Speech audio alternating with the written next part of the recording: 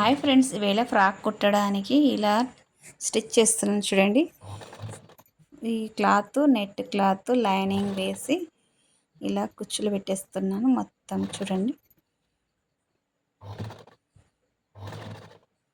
Frock full బాగుంది. Pink colour white combination, gold combination ఉంది. Flower వచ్చేసింది చూడండి, మగ్గం వర్క్ టైప్.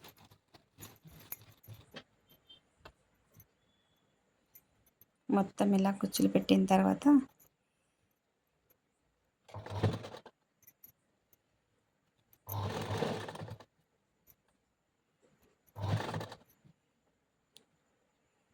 చివరగా ఇలా వచ్చేస్తుంది చూడండి. ఇంకొంచెం ఇలా ఇంచు మార్క్ వేసి పెట్టుకుంటే మనకి ఈజీగా ఉంటుంది కుచ్చులు పెట్టడానికి.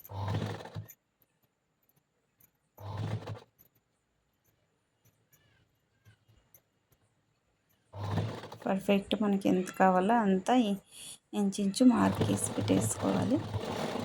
చక్కగా అయిపోతుంది చూడండి. ఇలా వచ్చేసింది చూడండి, సూపర్గా అనిపిస్తుంది కదా.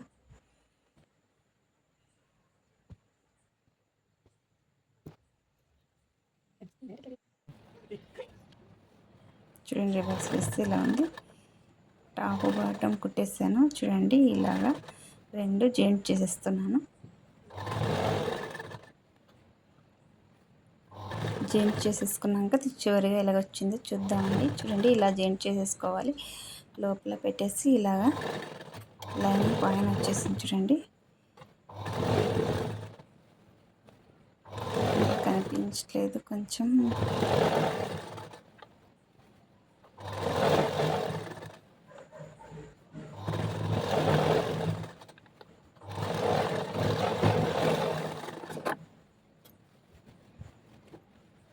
చూడండి, ఇలా వచ్చేసింది.